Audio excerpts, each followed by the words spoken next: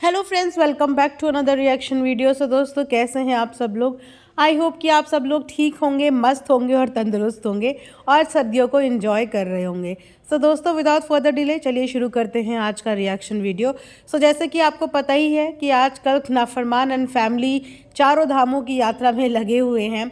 पूर्व, पश्चिम, उत्तर, दक्षिण। लगता है कि अब उन्हें बहुत टाइम के बाद इस चीज़ का ज्ञान हो ही गया है कि आखिरकार सब जगह की सब चीज़ का निवारण करने वाले सिर्फ एक इंसान है, इंसान नहीं परमात्मा है।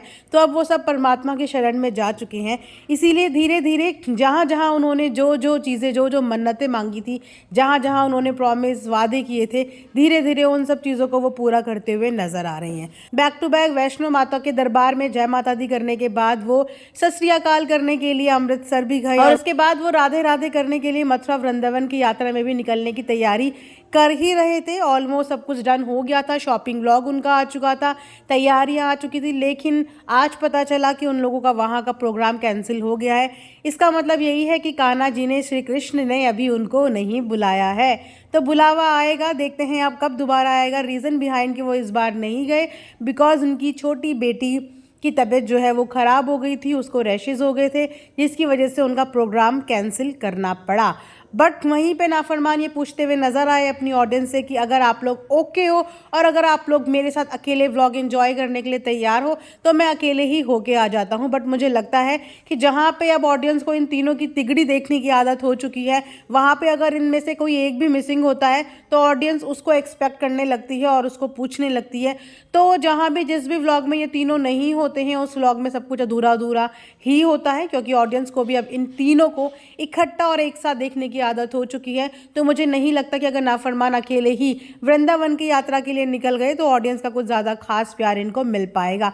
वहीं पे घायल इस चीज़ पे बड़ा ही ऐंठते हुए बोल रही थी कि हाँ हाँ पूछ लो पूछ लो, मुझे पता है कि ऑडियंस मना कर देगी, ऑडियंस को हम सब साथ ही पसंद आते हैं। तो जी हाँ, वैसे ये बात अच्छी लगी कि जब तक बच्चे ठीक थे इन्होंने हर धाम की यात्रा की, लेकिन अगर बच्चों की सेहत पे ज़रा सा भी अप डाउन हुआ तो वहीं पे इन्होंने अपने बच्चों को प्रायोरिटी देते हुए उस यात्रा को कैंसिल किया और अपने बच्चों की देखभाल में लग गए। इसी चीज़ को लेके बहुत सारे लोग इन पे क्वेश्चन भी उठाते हैं कि इतने छोटे छोटे बच्चे हैं उसके बाद भी इनको ट्रैवल करने से फुर्सत नहीं है, बच्चों के ऊपर ध्यान नहीं देते हैं, केयरलेस हैं, सिर्फ अपने अपने अपने से मतलब है। पर अगर दूसरे नज़रिए से देखा जाए तो ये लोग कंटेंट क्रिएटर है और जैसे कि मैंने बोला कि इनकी ऑडियंस को इन तीनों का एक साथ होना ही पसंद आता है। वहाँ पे अगर एक बीवी को नहीं लेके जाते हैं तो बोलते हैं अरे तुम तो इसी से प्यार करते हो, दूसरी को घर छोड़ के चले गए। अगर दूसरी को लेके जाते हैं तो वो वाली ऑडियंस कहती है अरे दूसरी को लेके चले गए, तुम तो इसी से प्यार करते हो, पहली वाली घर छोड़ के चले गए। और ये भी बात है कि घर के अंदर बैठे बैठे कंटेंट नहीं बन पाता। जहाँ पे इनके 4 से 5 चैनल है तो हर चैनल के लिए कुछ डिफरेंट कंटेंट तो चाहिए ही होता है, वरना घर के ही कंटेंट से अगर सारी वीडियोस इनकी भर जाएंगी या सारे चैनल्स भर जाएंगे तो ऑडियंस हो जाएंगी बोर। सो ऑडियंस का एंटरटेनमेंट का ख्याल रखते हुए इन लोगों को ट्रैवल पे भी निकलना पड़ता है। बट चलो इस बात की संतुष्टि है कि ट्रैवल बहुत अच्छी जगह देखने को मिल रहा है। इससे बहुत सारे लोग जिन्हें अभी तक यात्रा का सौभाग्य प्राप्त नहीं हुआ है उनको वहाँ पे जाके कुछ आइडियाज़ लग जा रहे हैं और उनको मानो ना मानो वीडियो पे ही सही पर दर्शन हो जा रहे हैं। तो किसी गलत जगह नहीं जा रहे हैं, सही जगह जा रहे हैं। और यस, ऐसे बहुत सारे सेलिब्रिटीज़ होते हैं जिन्हें अपना काम करना पड़ता है और पीछे से बच्चों को नैनीज़ या केयर टेकर के हवाले छोड़ना पड़ता है। बट इसका मतलब ये नहीं होता कि कोई भी पेरेंट्स अपने बच्चों से कम या ज़्यादा प्यार करते हैं। 9 महीने एक माँ अपने बच्चे को अपनी कोख में रखती है तो ऐसा कभी नहीं हो सकता कि वो अपने बच्चे से प्यार ना करती हो या वो अपने बच्चे की केयर ना करती हो। डेफिनेटली दुनिया की हर माँ अपने बच्चे के लिए केयर और प्यार करती है।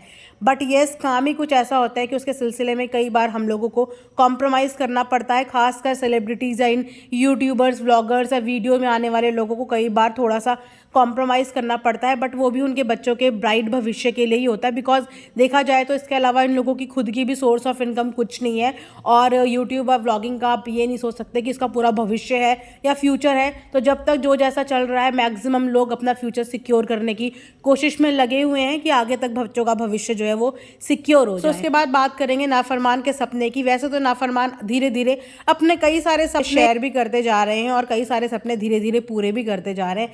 जैसा कि पहले पता चला था कि उनका एक सपना था एनिमल्स के लिए फार्म हाउस खोलना और अब उन्होंने अपना वो सपना पूरा कर लिया। हालांकि ये सपना इनका बीच में डगमगाता हुआ नजर भी आया जिसमें इन्होंने कहा था कि हो सकता है कि मुझे अपना फार्म हाउस बंद करना पड़े। तो सपने तो पूरे करने के लिए होते हैं, बीच में अधूरे या तोड़ने के लिए नहीं होते। वेल उस पर मैंने एक वीडियो बनाई थी, अगर आप लोगों ने नहीं देखी होगी तो प्लीज़ जाके चेक करिएगा। उसके अलावा इन्होंने एक सपना अपना ये भी बताया, कल एक किसी के साथ एक लाइव में गए थे और मैं बस लास्ट में ही लाइव ज्वाइन कर पाई, तो मैंने वहाँ पे देखा कि ये किसी से बात कर रहे थे, कोई फिटनेस ट्रेनर थे आई थिंक, उनसे बात करते हुए ये बता रहे थे कि मेरा अब नया सपना है। नया सपना नहीं, वैसे तो ये सपना हर एक क्रिएटर का होता है, नया नहीं है। जो भी यूट्यूब में काम करने लग गया उसका एक सपना ये होता ही है। जहाँ पे अभी बहुत कम लोग इस स्टेज तक और इस सपने को पूरा कर पाए हैं, उसी भीड़ में शामिल हो चुके हैं नाफरमान जी भी। जी हाँ, उन्होंने बताया कि अब उनका सपना है कि उनको अपनी फिटनेस वाले चैनल को रूबी बटन तक लेके जाना है, जो कि आपको 5 करोड़ सब्सक्राइबर पे मिलता है, यानी कि 50 मिलियन सब्सक्राइबर पे आपको रूबी बटन मिलता है। तो अब नाफरमान जी की चाह और दिली इच्छा यही है कि डायमंड के बाद अब वो 50 मिलियंस पे अपना रूबी बटन भी हासिल कर ले। यहाँ पे इसी दौर में थोड़े दिन पहले टीटू बहू भी बोलती हुई नजर आई थी कि उनको भी अब जैसे तैसे कंप्लीट करना है अपने 50 मिलियन सब्सक्राइबर का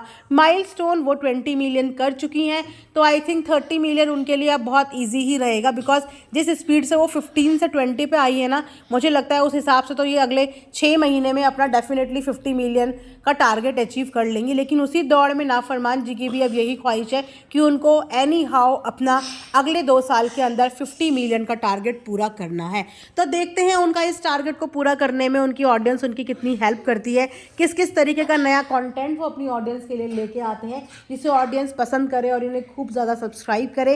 वेल अपने एंड पे ये कोशिश कर रहे हैं, नई नई शॉर्ट वीडियोस डालते हैं, नई नई स्टोरीज लाइन डालते हैं, नया नया कंटेंट डालते हैं। अगर कंटेंट क्रिएटिंग के मामले में बात करूँ तो मैंने पहले भी बोला कि इनका दिमाग बहुत अच्छा चलता है, बहुत अच्छी स्टोरी लाइन लेके आते हैं। हाँ, कभी कभी क्रिंज कंटेंट भी लाते हैं जो देखने में बिल्कुल अच्छा नहीं लगता, बट मैक्सिमम टाइम इनका बहुत अच्छा और बहुत ही वेल एग्जीक्यूटेड कंटेंट होता है। और दोनों वाइफ तो उन्होंने अब बिल्कुल प्रो बना दी है, मतलब टिकिता को भी अब बिल्कुल प्रो बना दिया। जहाँ टिकिता पहले इतने पचके और ग्लिच करा करती थी, वहाँ तो अब वो इतनी प्रो साउंड करती है कि ऐसा लगता है कि वो अगर नॉर्मल भी बोल रही है तो कैमरा ऑन ही है और वो एक्टिंग ही कर रही है। तो बहुत बढ़िया तरीके का एग्जीक्यूशन चल रहा है। वेल देखते हैं आने वाले टाइम पे कितनी जल्दी ये अपना 50 मिलियन अचीव करते हैं।